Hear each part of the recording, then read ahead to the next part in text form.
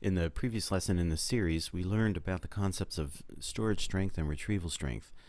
And we said that retrieval strength, there are two ways to have high retrieval strength. One was the working memory boost, that recently activated information is easily retrieved, and that was due to the temporary increase in synapse strength among neurons in the loop. The other way to have high retrieval strength was to have information well integrated into your semantic memory network. So if it's strongly stored and well integrated, then the proper cue can quickly reactivate that information. Let's apply these concepts then to a typical study session.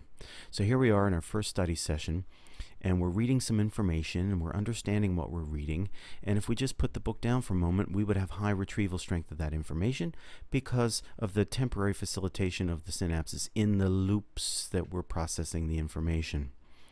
Right? So we've got retrieval strength is high for a while because the working memory loops are temporarily strengthened, but they will weaken quickly. We will lose the working memory boost. Now here's where a misconception can emerge among students. We mistake our high retrieval strength for high storage strength. That is, we think we know it because we can easily retrieve the information during study sessions. But we have to realize that the ease of retrieval is due to a temporary working memory boost, and that boost will disappear quickly. We have not yet made a strong cortical memory of the information. The high retrieval strength during study can make us underestimate how fast we will forget. After only one study session, the actual long-term memory in the cortex may be weak. So when the working memory boost disappears, we will have only weak retrieval of the information. We forget that we will forget, and we fail to check the extent of our forgetting. Now, one implication is that we should not stop studying too early, and we definitely need to check for forgetting after a delay. There's another way of thinking about this problem. It's the difference between understanding and remembering. Students may feel like they understand what they are studying, but understanding is not the same as remembering. The only way to find out if you will remember what you understand is to test yourself later on. Now, let's introduce a counterintuitive relation that Bjork and his colleagues offer up, and that is that the higher the retrieval strength, the smaller the gains in storage strength with additional practice. So when information is highly accessible, it is difficult to increase storage strength. So if we were just reading our text information and it's easily accessible, it becomes difficult then to increase storage strength of that information.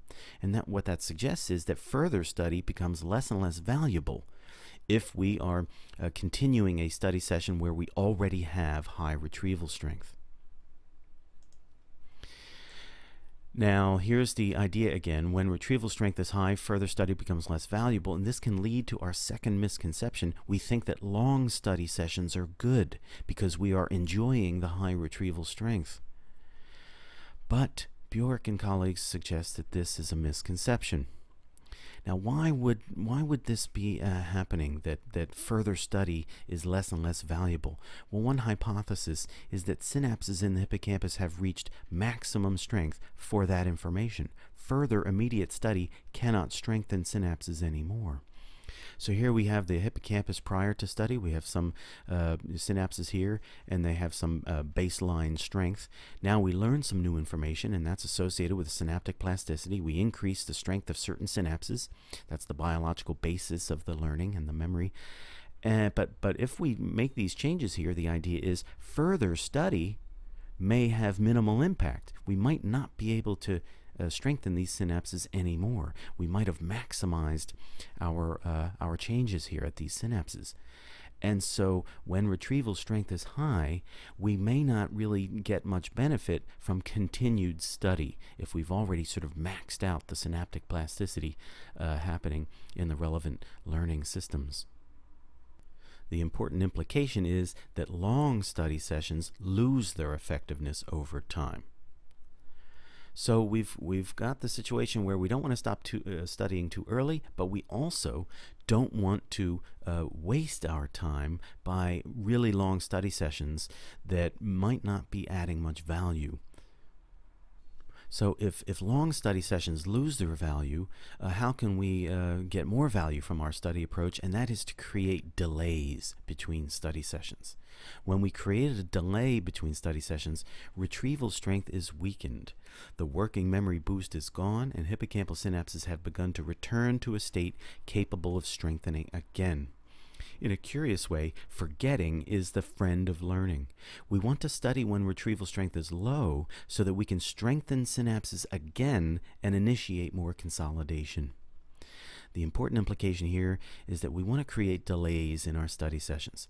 Studying when retrieval strength is low is a good strategy. Low retrieval strength is when we want to be studying. It will lead to the greatest gains in storage strength.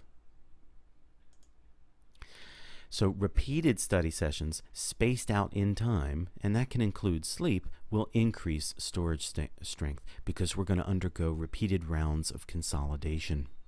In fact, sleep is interesting because sleep enhances consolidation, and that's going to be enhancing the storage strength in the cortical memory trace. So retrieval strength will be increased somewhat due to strengthened synapses in the cortex. So sleep is going to increase storage strength, and when we increase storage strength, we have the potential for having fast access to that information, high retrieval strength. However, sleep is also a delay, so the working memory boost disappears. And this explains why you might not remember the information from the previous night's study session, even after the memory-enhancing effects of sleep. You have lost the working memory boost, and the long-term memory was not yet strong enough for successful retrieval.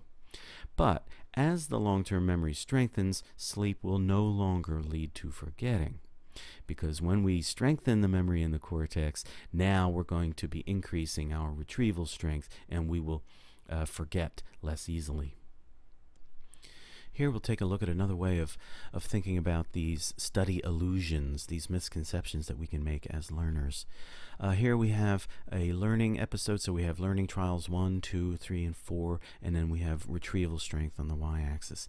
And we're going to be comparing two study approaches. Massed practice, that's when we are doing all our studying in one study session, and spaced practice, where we are breaking up our study sessions with delays in between.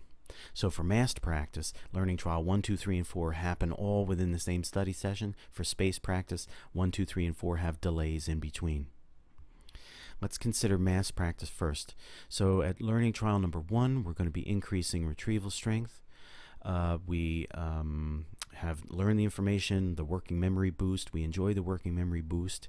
And notice then when it comes to learning trial 2, we don't experience much forgetting because we're still in the zone of the working memory boost. And so we'll study a little bit, we study that same information at learning trial 2, we'll increase the retrieval strength. We don't experience much forgetting by the time we get to learning trial 3. And so we appear to be increasing retrieval strength, and we don't seem to be experiencing much forgetting. By contrast, in the space practice, learning event number 1 happens here, and then because there's a delay, we feel like it's harder to retrieve the information. So we feel like we have forgotten the information to a greater extent. But nevertheless, upon learning event number 2, we increase retrieval strength somewhat, but we experience greater forgetting because there's a delay. So we appear to be increasing retrieval strength, but we are experiencing a greater difficulty between each learning trial. However, if we look at storage strength, what Bjork and his colleagues are arguing is that it's actually the spaced practice that's going to be leading to higher and higher storage strength.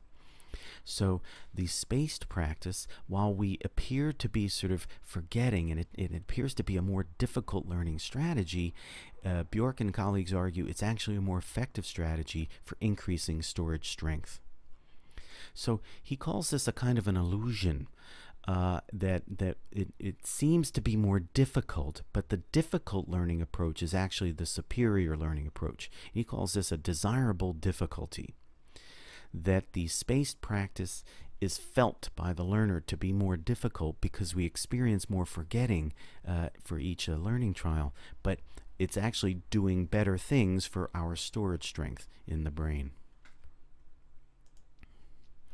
So when retrieval strength is low, Actively retrieving the memory triggers another round of consolidation. So here we just had a previous study session, we had a delay, and now we're going to try to remember what we were doing in the previous study session. That's an active retrieval event. And this is going to trigger more consolidation. So when we retrieve memories, it then is going to make the brain store it more strongly in another round of consolidation. The hippocampus is signaling the cortex to store the memory again, thus leading to increased storage strength. Increased storage strength will mean higher retrieval strength and a slower loss of that information, or that retrieval strength. The brain seems to operate on the following principle. Information that is repeatedly encountered must be important, so store it well. And notice, we don't get this opportunity for repeated consolidation if we are only doing one long extended study session. This consolidation process can only be sort of triggered on multiple occasions if there's a delay between the study sessions. So now let's apply some of these ideas to Jack and Jill here, two students.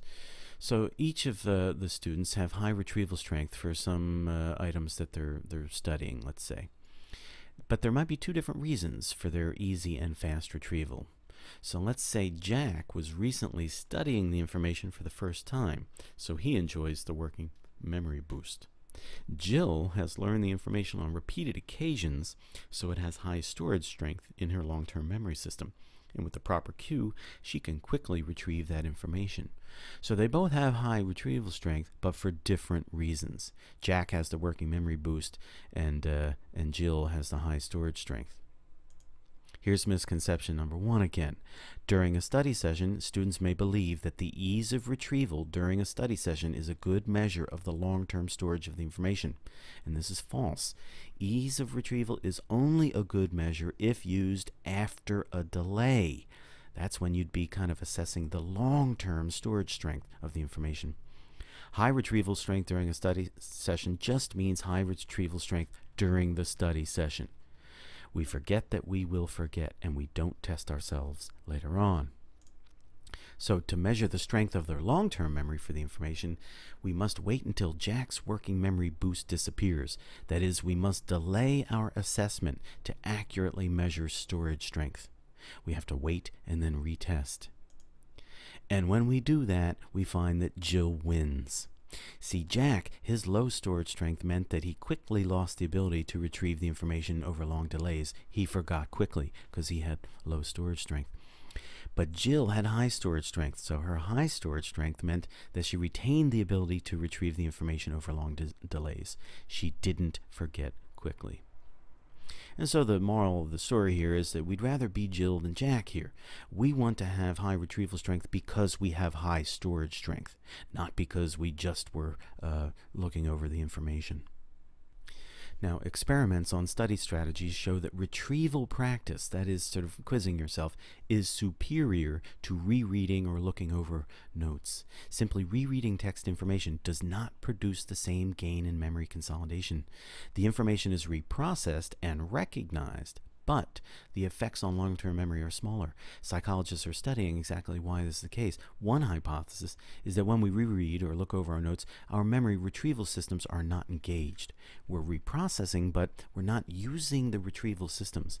Better retrieval may require exercising those networks in the brain.